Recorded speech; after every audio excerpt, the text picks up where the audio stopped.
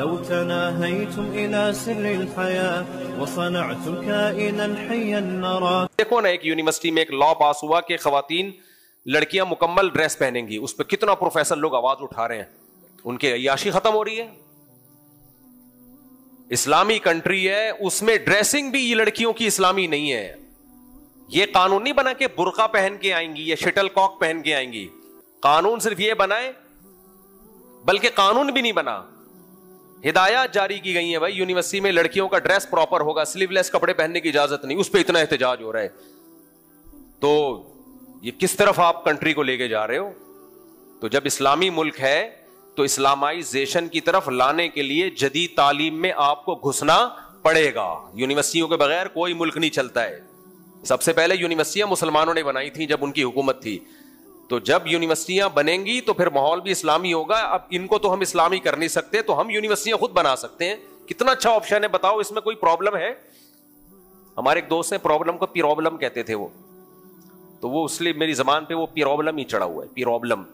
تو کوئی پرابلم نہیں ہے بھائی اس میں، کلپ. ٹھیک ہے نا. ہمارے ایک دوست نے بتایا کراچی والے ہر چیز میں زیر بہت لگا دیتے ہیں، کلپ. تو پرابلم کراچی بولتے ہیں، کراچی جو اوریجنل کراچی کے ہیں نا وہ کراچی کو کراچی بولتے ہیں. صاحب میرے سامنے فون کر رہے تھے، میں کراچی سے بات کر رہا ہوں.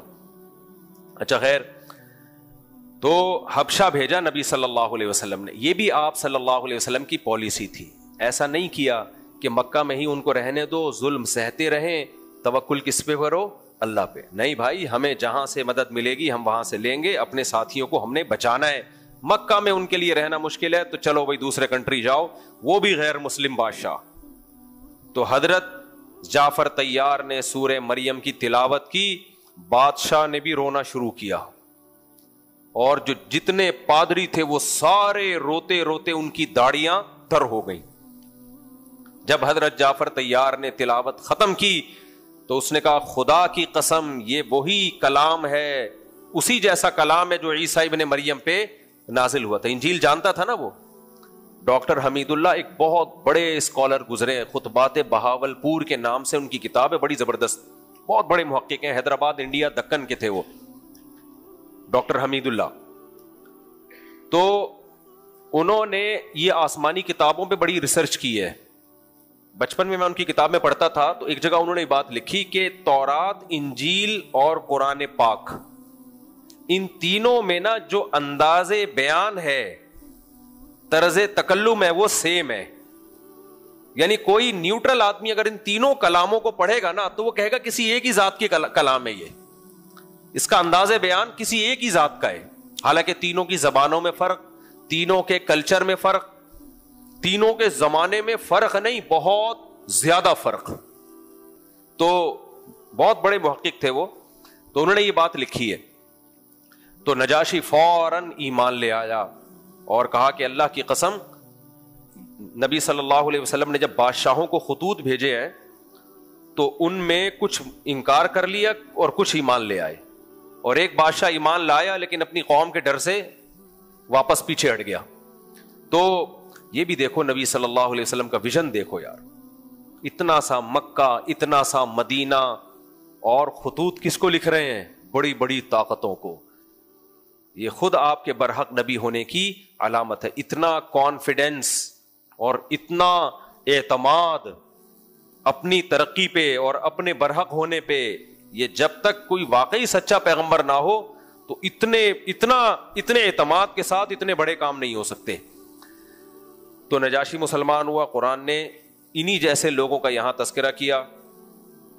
ہندو مسلمان ہوا تھا نا ایک نوجوان لڑکا کچھ دن پہلے، کس قدر قربانی دی. میں نے ایسے غیر مسلم دیکھے ہیں اتنی بڑی بڑی قربانیاں دے دیتے ہیں. جیسے انڈیا میں بہت ساری کم عمر بچیاں ہیں جو گھروں میں مسلمان ہو گئی ہیں، رمضان کے روزے رکھ رہی ہیں، چھپ چھپ کے نمازیں پڑھ رہی ہیں. وہ کہتے ہیں ہمیں نہیں سمجھ میں آتا کہ یہ ہم کس مذہب کو فالو کر رہے ہیں. تو اللہ نے بہت اٹریکشن رکھی ہے قرآن میں اور اسلام میں. اب یہ اٹریکشن رہی کیوں نہیں؟ اس لیے کہ جو اسکالرز یوٹیوب پہ آ رہے ہیں نا، انہوں نے آپ کو غیر ضروری مسئلوں میں الجھا دیا ہے. جو قرآن کی اصل آیات تھی ان کو ہائی لائٹ نہیں کیا جاتا. آپ جب ان کے کلپ سنیں گے بیٹھ کے تو پھر آپ کو وہ اس کے خلاف، وہ اس کے خلاف، وہ فلانا ایسا، وہ بنو میاں کے پھڈے، وہ محمد بن قاسم گنڈا بدماش تھا. فلانا تھا ڈمکانا تھا. منفی سن سن کے اور گلے پھاڑ پھاڑ کے آدمی پاگل ہی ہو جاتا ہے, وہ اسی رو میں بہ جاتا ہے. تو اس لیے ہم تو لوگوں سے کہتے ہیں قرآن خود سمجھو. اسی وجہ سے میں نے تفسیر کے جو لیکچر ریکارڈ کروائے ہیں جو میرے چینل مفتی طارق مسعود اسپیچز میں ہیں, ان میں شروع کے 8 لیکچر وہ صرف عربی گرامر پر ہیں, اور اتنی گرامر سکھائی ہے جس سے آپ کو قرآن سمجھ میں آنا شروع ہو جائے. اس گرامر کو سامنے رکھ کے جب آپ وہ لیکچر سنیں گے نا تو انشاءاللہ آپ کو قرآن سمجھ میں آنا شروع ہو جائے گا. تو اس کو لازمی سنیں. 400-500 لیکچر اپلوڈ ہو چکے ہیں, وہ ختم ہونے والا ہے قرآن الحمدللہ. آگے چلتے ہیں ہم. آگے اللہ نے فرمایا یا ایھا الذین آمنوا لا تحرموا طیبات ما احل اللہ لکم. یہ میں نہیں کہہ رہا, یہ کون کہہ رہا ہے؟ اللہ. کیونکہ لوگ مجھے گریبان پکڑ لیتے ہیں. اے ایمان والو, جو پاکیزہ چیزیں اللہ نے تمہارے لیے حلال کی ہیں ان کو حرام مت کرو. یہ بھی بہت بڑا مسئلہ ہے. آج ایسے لوگ تو بہت آپ کو ملیں گے جو حرام کو حرام سمجھتے ہیں, کہتے ہیں بھائی مذہب میں حرام ہے, اگرچہ ہم کر رہے ہیں لیکن مذہب میں کیا ہی ہے, حرام ہے. لیکن ایسے لوگ بھی اب بہت ہیں جو حلال کو حلال نہیں سمجھ رہے. اللہ نے کہہ دیا یہ حلال ہے, لیکن آپ کر کے تو دیکھو. حرام میں ایسے چترول نہیں لگیں گے آپ کے جیسے حلال میں لگیں گے. آج ایک صاحب نے میرے خلاف کلپ چلا ہے میرے خلاف ایک, اس میں وہ کسی خاتون کو انٹرویو دیتے ہوئے کہہ رہے ہیں کہ اس مفتی کو شادیوں کے علاوہ کچھ بھی نہیں آتا, ہر وقت لوگوں کو شادی پہ لگایا ہوا ہے, مقصد سے ہٹا کے. یہ الفاظ ان کے, مقصد سے ہٹا کے کس پہ لگا دیا؟ شادی پہ. تو خیر نیچے کمنٹس میں زیادہ تر نے اسی کو گالیاں دی ہوئی ہیں کہ تو کس پہ لگا رہا ہے بیٹھ کے. تو حالانکہ میرے بیان تو ہر ٹاپک پر ہوتے ہیں, لیکن اگر شادیوں پہ بھی لگا دیا بالفرض تو ایک تو ڈھنگ کا کام پہ لگایا نا.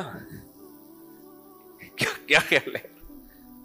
ہم جب دنیا سے جائیں گے تو ایک کام تو ایسا تھا نا جو صحیح تھا, جو جس پہ ہم نے لگا دیا. یہ جو کہہ رہے ہیں نا مقصد سے ہٹا کے لگایا ہے, تو مقصد آپ بتا دو کیا ہے. مقصد بیچاروں نے بتایا نہیں. مقصد سے ہٹا کے نہیں لگایا, مقصد تک پہنچانے میں معاون اور مددگار ہے کثرت سے نکاح کرنا. جو مقصد ہے نا, جو پوری دنیا جس کو مقصد مانتی ہے, اس مقصد تک اگر پہنچنا ہے تو سوسائٹی میں زیادہ شادیوں کو پروموٹ کرنا پڑے گا. اگر نہیں کیا تو ہر طرح کی ترقیوں سے آپ رک جاؤ گے. صرف چند مادی ترقیاں مل جائیں گی یورپ امریکہ کو جیسے ملی ہیں, باقی اس سوسائٹی کا جو حشر نشر ہوا ہوا ہے, جو بیڑا غرق ہوا ہوا ہے نا, اتنی ترقیوں کے باوجود اس بیڑے غرق کی طرف ان لوگوں کی توجہ جاتی نہیں ہے. وہاں عورت کی 2 ٹکے کی حیثیت نہیں ہے ان ملکوں میں, سمجھ رہے ہو, 2 ٹکے کی حیثیت نہیں ہے. ابھی ہمارے ملکوں میں بھی ٹکے کی حیثیت نہیں رہنے والی. ہوا و حرص والا دل بدل دے, میرا غفلت میں ڈوبا دل بدل دے.